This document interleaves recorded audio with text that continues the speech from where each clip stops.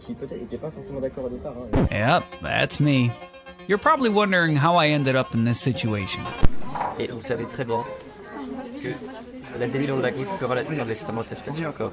Et qu'en annonçant votre candidature, ça va voter pour. Pendant qu'il y a des jeunes qui peut-être n'étaient pas forcément d'accord au départ, hein, les jeunes insoumis, les jeunes socialistes, c'est pas forcément d'accord au départ, mais ils ont réussi à créer les ponts Bullon pour avoir un programme, 66 propositions. C'est le projet européen, c'est cohérent, c'est ambitieux, c'est concret, c'est ambitieux. C'est pas très concret sur l'Europe de la défense, mais c'est pas grave. Et bah, discutons. Mais moi, Il y en a des points de désaccord, on peut discuter.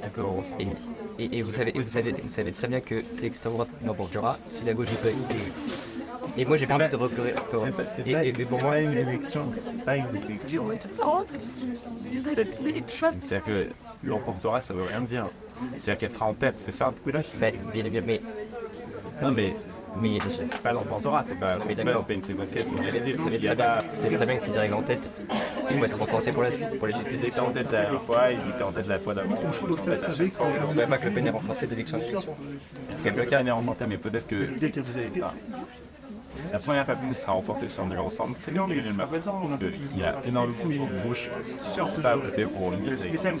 Ça allait créer un espace énorme. La première phase sera en fait.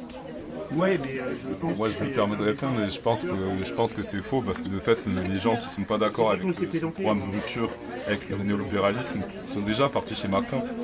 Et aujourd'hui on voit que notamment à l'élection présidentielle c'est la ligne de rupture qui est devenue majoritaire à gauche. Et justement avec le néolibéralisme on va voir cette élection européenne, quelle ligne est majoritaire à gauche? Est-ce que c'est la ligne qui ne veut pas de la mutualisation des dettes sur européenne? C'est la ligne qui ne veut pas de l'Europe de la défense? Ou est-ce que c'est la ligne qui veut de la mutualisation des dettes? La mesure de gauche, c'est vraiment de gauche, je suis désolé si je suis de gauche. La solidarité entre les pays pauvres et les pays riches, c'est la base. Comment ça se fait que les votes techniques Non mais la solidarité elle existe déjà parce que déjà au niveau du budget européen les États ils contribuent chacun. De fait il y a des États qui contribuent plus. Après vous parlez de la question de la défense. Précisément dans le programme Jeune du PES, justement il y a des points d'accord là-dessus. Notamment sur le fait que par exemple sur l'Ukraine, oui il faut accompagner militairement l'Ukraine mais qu'il y a aussi l'action de médiation sur laquelle la France peut jouer un rôle. Et on vient de voter là. Sur l'Europe de la défense. Ça s'appelle Edir Star. Ce fonds, moi j'ai voté en première instance en commission parce qu'il permettait d'acheter des armes américaines. Donc si on a un fonds, moi que l'Allemagne décide d'acheter des armes américaines, c'est pas mon problème, mais que s'il y a un fonds européen, ça doit acheter des productions européennes. Et ça je suis d'accord, justement ça a été, ils n'ont pas voté pour, alors pourquoi ils n'ont pas voté pour là?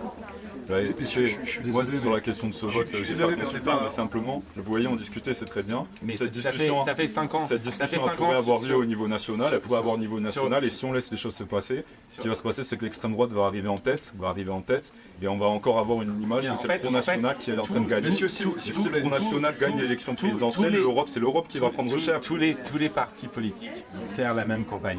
J'ai compris. Tous, vous allez tous faire la même campagne. Mélenchon va faire cette campagne. Macron va faire cette campagne. C'est comme si l'enjeu c'était Le Pen. C'est pas Le Pen l'enjeu, c'est quelle Europe vous voulez? Oui mais c'est les chefs d'État ont plus de compétences en matière européenne. Les chefs d'État ont plus de compétences en matière européenne que le Parlement européen. Kidnapper les gens à chaque fois. Aux prochaines présidentielles, mais monsieur, c'est l'extrême droite qui va l'emporter. Monsieur, laisse pas les choses après va arriver au pouvoir et qui va détruire l'Europe et qui va mettre en danger la démocratie. Donc il y a un enjeu. Il y a un enjeu parce que la NUP arrive au premier tour pour justement changer les choses de l'Europe. Monsieur, je suis désolé. Premier tour, il y a un enjeu en 2027. Non, mais attendez, premièrement, il y a des gens derrière nous, et secondo, c'est pas une tribune politique. Il y a un enjeu. Écoutez, il s'agit de l'Europe, de choses très importantes. Il y a un enjeu en 2027. Donc de la gauche, oui. Et quel âge? Sinon, elle est exclue du deuxième tour. Là, il n'y a pas d'enjeu de qualification pour le deuxième tour. Monsieur, vous kidnappez les gens qui sont derrière vous. Non, mais c'est important là. C'est l'avenir du pays dont on parle. Je suis pas avec vous. On est désaccord sur plein de choses, etc. Surjouer, c'est désaccord justement parce que.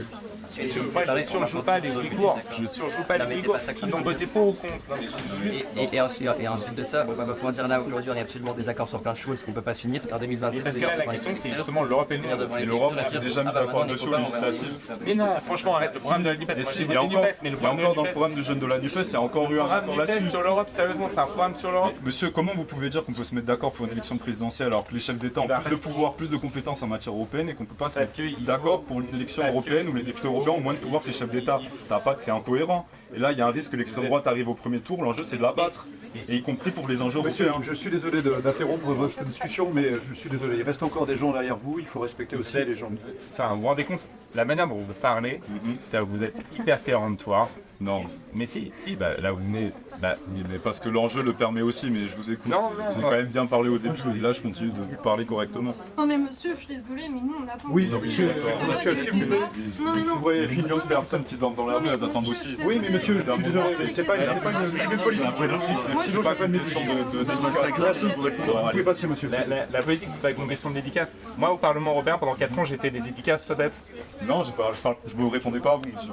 Non, mais ce que je veux dire, c'est que il y a un truc. Ouais, mais vous vous rendez compte du niveau d'arrogance que vous projetez. Mais si, je suis désolé. Dans ce cas-là, je peux vous renvoyer la balle aussi. Respectez les gens qui attendent une journée.